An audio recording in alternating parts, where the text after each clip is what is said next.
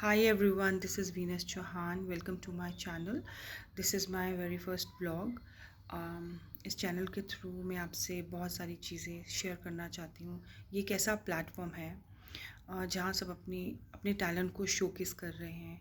उम्मीद करती हूँ मैं भी जो मैंने अपने जीवन में कुछ अच्छा सीखा है अपने एक्सपीरियंसेस शेयर कर सकूँ और मेरे एक्सपीरियंसेस से आपको कुछ नॉलेज गेन हो। So let's start with the topic. The very first topic for today would be Lord Shiva. आप जैसे आपने बहुत सारे लोगों को लगता है कि जो लॉर्ड शिवा है वो एक देवता हैं, देवता के रूप में उनको पूजा जाता है, या ये कह सकते हैं, लोग कहते हैं वो डीटी हैं। बट मैं यहाँ सबको करेक्ट करना चाहती हूँ कि वो एक डीटी, सिर्फ एक डीटी ही नहीं थे, वो महाशंभूति थे, महापुरुष, तारक ब्रह्म थे इस धरती पे। फॉर अ काइंड इन्फॉर्मेशन, जब से लाइफ एग्जिस्ट हुई है, खैर लॉर्ड शिवा तो 7000 ईयर्स पहले आए थे, तो उसी तरह अभी तक सिर्फ तारक ब्रह्म जो हैं स्वयं भगवान परम पुरुष 3 रूप में इस धरती पर आए हैं। आप लोगों को आई डोंट नो कितने लोगों को ये बात पता है। वे थे, सबसे पहले आए थे लॉर्ड शिवा, और लॉर्ड शिवा आए थे 7000 पहले। फिर उनके बाद आए थे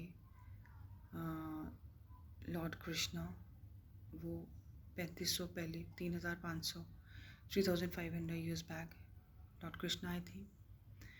फिर 1921 में श्री आनंद मूर्ति जी आए थे। अब जहाँ तक रही लॉर्ड शिवा के बारे में और लॉर्ड कृष्णा के बारे में बात, तो उनके बारे में तो आप सब लोग जानते ही हो। जिस भी फॉर्म में आप जानते हो, आपको जितनी भी नॉलेज आपने गेन की है अपने बुज़ुर्गों से, अपने आसपास से, बुक से, गूगल से, नेट से, सोशल मीडिया से, वो चीज़ें अलग हैं। बट क्या आप जानते हैं कि श्री प्रभात रंजन सरकार, जिनको हम प्यार से श्री आनंद मूर्ति जी और हम उन्हें प्यार से बाबा कहते हैं, बाबा का मतलब पिता। तो मैं जो भी इस चैनल पे स्टार्ट करूँगी वो अपने गुरु का नाम लेकर ही शुरू करूँगी, और I dedicate this channel to my guru. और धीरे धीरे आपको चीज़ें समझ आने लगेंगी। अभी तो खैर काफ़ी, it's a long way to go to understand so many things. अगर आपको इंटरेस्ट है कि मैं आपसे जो बातें करने जा रही हूँ लॉर्ड शिवा के बारे में, लॉर्ड कृष्णा के बारे में, श्री आनंद मूर्ति बाबा के बारे में, इन सब चीज़ों को देखिए टाइम तो लगेगा। एक ही जब चैनल खोला है, स्टार्ट किया है, तो ये सारी चीज़ों को बताने में बहुत समय लगेगा। अगर आप स्पिरिचुअल हैं और असली ज्ञान को जानना चाहते हैं तो आप इस चैनल से जुड़े रहिए और मेरी हर वीडियोस को देखिए। और जिस तरह मैंने ज्ञान पाया है, ज्ञान प्राप्त किया है, तो आप लोग भी उस ज्ञान को प्राप्त कर सकते हैं। आगे चलकर आपको बहुत अच्छा लगेगा। So let's start with the topic Lord Shiva. So lord Shiva जो हैं, he was only one entity. वही एक ऐसे शख्स थे ह्यूमन रूप में जो 7000 पहले आए थे, और उन्होंने एक ह्यूमन कल्चर और सिविलाइजेशन को जन्म दिया। उन्होंने इंट्रोड्यूस किया कि ह्यूमन सिविलाइजेशन क्या है, ह्यूमन कल्चर क्या है, क्योंकि उस टाइम पे कोई कल्चर नहीं था, कोई भी हे वायर जा रहा था, लड़ाई झगड़ा, मतलब जो एक मतलब इन ह्यूमन तरीके होते हैं, लोग उस तरह से जी रहे थे, मारना काटना और हथियाना और गलत रास्ते अपनाने, ये सब चीज़ें चल रही थी। तो जब ये लॉर्ड शिवा उस समय आए थे, तो उन्होंने एक कल्चर अपनाया था, अब लोगों का मार्गदर्शन किया था। So Lord Shiva played a very important, crucial role in propelling human society. So before him, there was no social code, no education, music, dance, medicine, phonetics, and spiritual. There was no spiritual sadhana, or you can say there was no intuitional science. So और अगर हम से कोई पूछे कि human civilisation कहाँ से शुरू हुई, बुक्स के, इंटरनेट के माध्यम से आपको शायद पूरा ज्ञान ना मिले, क्योंकि सबको इसका ज्ञान है ही नहीं. So Lord Shiva was the founder of human civilization. So we all worship Lord Shiva as a god, but we have failed to recognize him as a historical person. हम सिर्फ ये ही जान पाते हैं कि वो एक भगवान है, या ये कह लो अपर हिमाचल में तो देखिए शिव का वास था, तो हिमाचल में तो लोग उन्हें भगवान ही मानते हैं. लेकिन ये भी कहा जाता है कि वो बहुत हायर हिमालयज़ में रहते थे, बर्फ़ के बीच. देखिए जो इस धरती पर, जब इंसान या माँ शंभूति भी इस धरती पे जब जन्म लेते हैं, तो वो भी, उनके लिए भी अनफेवरेबल कंडीशंस में, क्लाइमेट में रहना डिफ़िकल्ट हो जाता है. तो ये मिथ है कि वो हायर हिमालयज़ में स्नो लैडन पीक्स पे रहते थे. No, that is not a truth. Truth ये है कि वो जैसे आम तौर पे लोग अपनी ज़िंदगी जी रहे हैं, रहते हैं पहाड़ों में, तो उसी तरह वो भी रहते थे. Shiva was a great spiritualist. He was a great humanitarian, a pioneer of arts and science. So 7,000 साल पहले जब वे इस धरती पर आए थे, समाज की व्यवस्था बहुत ख़राब थी. वे बहुत दयालु थे. He had a great passion for afflicted people. वे उनकी प्रॉब्लम्स सुनते और उनके साथ बैठते, तो लोगों को उनके साथ रहना बहुत अच्छा लगता था, क्योंकि उनके पास हर समस्या का समाधान था. People during that era loved him as he was there to solve their psychic, spiritual, physical problem. So during the time of Lord Shiva, उनके टाइम पे, जिस वक्त लॉर्ड शिवा आए थे 7,000 ईयर्स पहले, साथ में ये नॉर्थ वेस्ट से, आउटसाइड से आर्यंस ने इन्वेड किया था इंडिया को. वे अपने साथ, आपको पता है वेदास कहाँ से आए हैं? यही आर्यंस हैं जो वेदास लेकर अपने साथ आए थे. दे वर आउटसाइडर्स बेसिकली. जो हमारे नेटिव्स हैं, जो यहीं के हैं, अपने हिमालयस के अपने हिल्स में जो रहते थे. So the antiquity, I mean the ancient past of the Vedic language cannot be traced exactly, because during the time only Rigveda book was available, and Rigveda जो book थी, it was not in a written form. Why? It's because during the time there was no written scripts, no alphabets were formed during the time. So this is the reason. During the time people didn't know how to read or write. Okay, so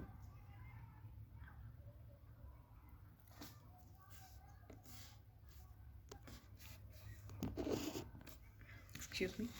So during the days of Lord Shiva, Aryans came to India from northwest. This Vedic language of Aryans had widespread influence on the spoken dialects of population of India. तो इस वैदिक language का Indian population पे उस time बहुत ज़्यादा impact हुआ था. So but as we all know that Sanskrit was an Indian language. So Vedic language was also influenced by Sanskrit language, as per told by the Lord Shiva. So during that time, Tantra was there in India, and Vedas came from outside with Aryans. Now, what is Tantra? See here, I want to make you one thing very clear, that people have a uh, people have a big uh, confusion. I must say, they have no notion of what exactly तंत्र is. लोग समझते हैं कि जो तंत्र है, तंत्र एक तांत्रिक विद्या है. हाँ, तांत्रिक विद्या तो है, बट कौन सी विद्या है, ये लोगों को इस चीज़ की जानकारी नहीं है. खैर, आने वाली कुछ काफ़ी टाइम के बाद I will be coming to this topic regarding tantra also, but it will take some time, because अभी मेरे पास बहुत सारे टॉपिक्स हैं. मुझे सबसे पहले तो लॉर्ड शिवा के बारे में सारा ज्ञान जो मैंने प्राप्त किया है वो शेयर करना आपके साथ. उसके बाद I will come to lord Krishna.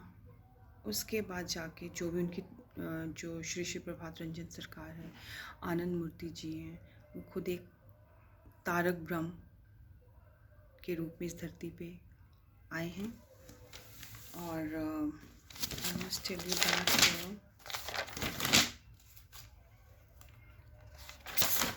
Anyways, so उनके बारे में भी मैं चर्चा करूँगी, बट अभी टाइम है.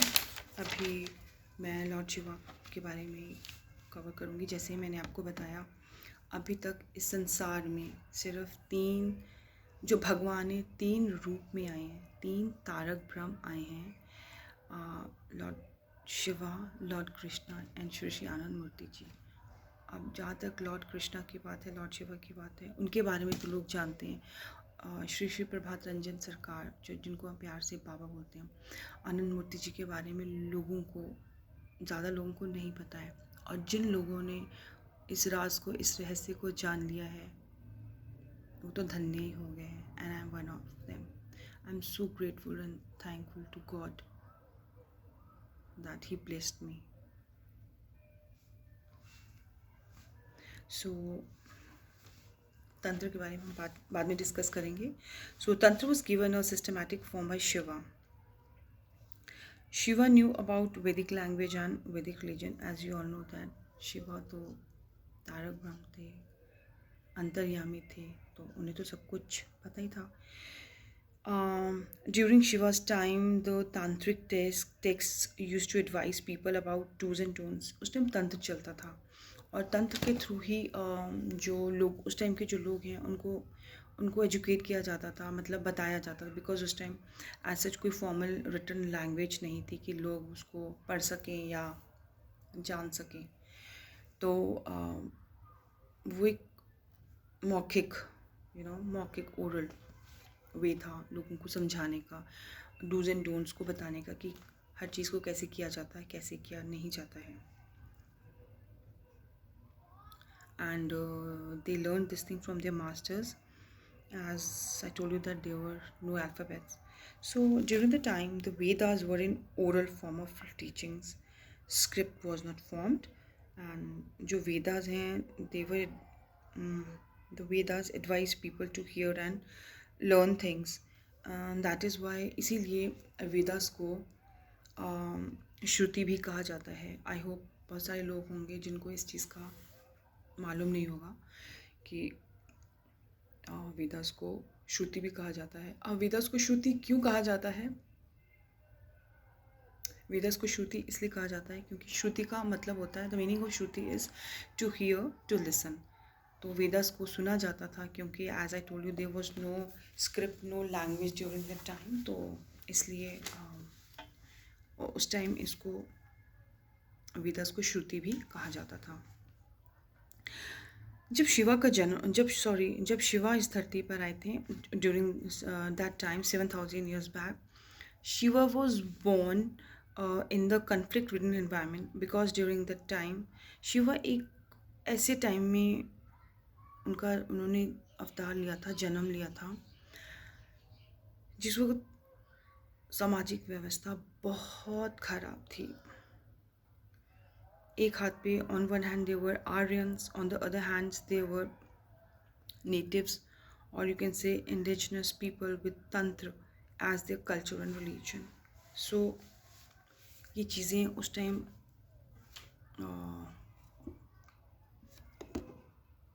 चल रही थी, तो इसीलिए लॉर्ड शिवा ने बहुत कोशिश की लोगों को एक समाज देने की। इसीलिए क्या आप जानते हैं बेसिकली लॉर्ड शिवा का क्या मतलब है? लॉर्ड शिवा का मतलब, the most important meaning of Shiva is welfare. आप जानते हैं वेलफेयर क्या होता है? किसी का भला करना, वेलफेयर। सो शिवा की ना ही कोई बिगनिंग है, ना ही कोई एंड। गॉड का ना ही कोई बिगनिंग होती है, ना कोई एंड होता है। कोई ये नहीं, साइंस कितनी भी तरक्की कर ले, कोई ये नहीं बता सकता कि भगवान की क्या शुरुआत है, क्या बिगनिंग है, क्या एंड है, राइट। सो इसीलिए हम क्या कहते हैं कि वे, शिवा का मतलब होता है वेलफेयर। शिवा मस्तु या कल्याण मस्तु means you may be blessed. So वो कौन है जो सबको ब्लेस करते हैं, सबके वेलफेयर के लिए आए थे, तो उन्हें कहा जाता है कल्याण सुंदरम। कहा जाता है कि शिवा के 5 फेसेस थे। अब ऐसा देखा जाए, कोई भी ह्यूमन फॉर्म, कोई भी ह्यूमन बीइंग है इस प्लैनेट अर्थ पे, ऐसा कभी भी नहीं हुआ है कि किसी के 10 चेहरे हों या 5 चेहरे। अब यहाँ पे कहा गया है कि शिवा के 5 चेहरे थे, तो वो डिपिक्ट करते हैं। सपोज द सेंटर फेस, फिर आपका आ गया, ये आ गया राइट साइड पे 2 faces, then centre third and fourth fifth on left side. So इनकी अलग अलग डिपिक्शन है, जिसके बारे में आपको भी मैं बताऊंगी। तो उनके जो लेफ़्ट साइड पर फेसेस थे, मतलब फेसेस ऐसे नहीं कि एक एक्सट्रीम फेस जो सामने दिखता है, एक उसके साथ एक उसके साथ एक उसके साथ हो गया 5, not in that way. Mean to say that उनके जो देखने का नज़रिया, उनके अलग अलग रूप थे, तो उन रूपों के नाम दिए गए हैं। जो उनके लेफ़्ट साइड पे था, जो बिल्कुल एक्सट्रीम, जो सामने से जो एक्सट्रीम लेफ़्ट पे था, वो था वमा देवा, और उसके साथ था कलागनी। राइट साइड को आओ तो बिल्कुल एक्सट्रीम राइट पे आता है दक्षिणेश्वर और ईशना। और जो बिल्कुल सामने है, जो सामने देखते हैं, जैसे हमारा फेस हम सामने देख रहे हैं, तो उसे कहते हैं कल्याण Sundaram. The meaning of Kalyan Sundaram is the supreme controller which controls all the individual desires for actions. ठीक है, तो कल्याण सुंदरम कौन होते हैं? शिव को इसलिए कहा जाता है कि वो जो सबका भला करते हैं, जो सबका वेलफेयर करते हैं, वही कल्याण सुंदरम कहलाते हैं। तो वम देवा जो उनका फेस है लेफ्ट साइड पे, वम देवा और कल्याण गनी। तो वम देवा इसको कहा गया है कि it was a very terrible face. रुद्रोपिरुद्र, ये उनके नाम दिए गए हैं। One who teaches others by making them shed tears, but उनका मकसद लोगों को क्षति पहुंचाने या हार्म पहुंचाना नहीं था। तो ये उनका वो रूप था कि जहाँ वो लोगों को, अगर वो लेसन टीच करना उनको, तो वो बहुत कड़ी सज़ा देते थे। वो उनको हार्म करते थे। वो हार्म इसलिए नहीं करते थे कि वो उनका बुरा करना चाहते थे। वो हार्म इसलिए वो उनको क्षति पॉजिटिव वे में इसलिए पहुँचाते थे कि उनका भला हो, कल्याण हो, ताकि वो समझे कि क्या गलत है क्या सही है। इस तरह वो अपना अपना रौद्र रूप दिखाया करते थे। दूसरा रूप लेफ्ट साइड पे आपका आ गया कलागनी। He gave excruciating torture to the people. बहुत पेनफुल सज़ा दिया करते थे लोगों को, मतलब वो पीड़ा देकर इंसान को समझाते थे, and that was done to promote their welfare. देखिए, जैसे हमारे माता पिता हैं, हमारे माँ बाप हमारे जीवन में कितने फेसेस होते हैं हमारे माँ बाप के, हमारे पेरेंट्स के। कभी वो बच्चों के साथ बच्चे बन जाते हैं, कभी वो बहुत स्ट्रिक्ट टीचर्स बन जाते हैं, कभी वो हमारे गुरु बन जाते हैं। मतलब हर लाइफ की जर्नी में वो अलग अलग रोल प्ले करते हैं। अब आपको शायद समझ आएगा कि शिवा वॉज हैड 5 फेसेस, तो इसी तरह उनके ये 5 रूप थे जिसको एक्सप्लेन किया गया है। तो ये जो हैं वमदेवा और कलागनी, ये उनकी लेफ्ट फेस को पोर्ट्रे डिपिक्ट करते हैं। And to the extreme right उनके चेहरे जो थे वो थे दक्षिणेश्वर और ईशाना। अब दक्षिणेश्वर क्या है? It is the extreme right side of the face, right side face of the Shiva. उनको दक्षिणेश्वर इसलिए कहा जाता था क्योंकि ही यूज्ड टू शावर दक्षिणा, compassion, love upon all the created beings. If I say created beings over here, it means created beings मतलब यहाँ पे ना ही इंसान, केवल पक्षी, birds, animals, all, सबके बारे में, ह्यूमन बींग्स सबके बारे में वो अपना प्यार बरसाते थे। और उनको बहुत कंपैशन, बहुत प्यार था सबसे, तो वो हमेशा मार्गदर्शन करते रहते थे। ईशाना होता है face next to Dakshineshwar. It was responsible for controlling all the jivas मतलब जितने भी लिविंग एंटिटीज़ हैं apart from human being also, जितने भी जीव जंतु, इंसान हैं, जीव जंतु हैं, तो सब पे वो अपनी कृपा, वो जो कंट्रोलर, उनको कंट्रोल करते थे। वो जो कंट्रोलर ओवर हियर, इधर वो कंट्रोल करते थे। दक्षिणेश्वर हुआ अपना कंपैशन, अपना प्यार न्यौछावर करते थे। और उसी तरफ दूसरी तरफ ईशाना जो उनका फेस है, इट शोज वो कंट्रोलर थे, सारे जीवों को वो कंट्रोल करते थे। Kalyan Sundaram was the front face, middle centre. So Kalyan Sundaram, the face in centre plays the role of controlling all the faces. यह मुख सारे फेसेस को कंट्रोल करता था। So lord Shiva was also known as Sadashiv.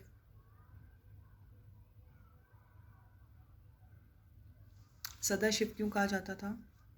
Sadashiv इसलिए कहा जाता, sada means always. He was everywhere, he was there for all the beings to take care of them. So I think आज की ये फर्स्ट व्लॉग काफ़ी बड़ा हो चुका है, एंड आई होप आपको थोड़ा समझ आया या नहीं आया, बोरिंग लगा कि नहीं बोरिंग लगा है या अच्छा लगा है, ये तो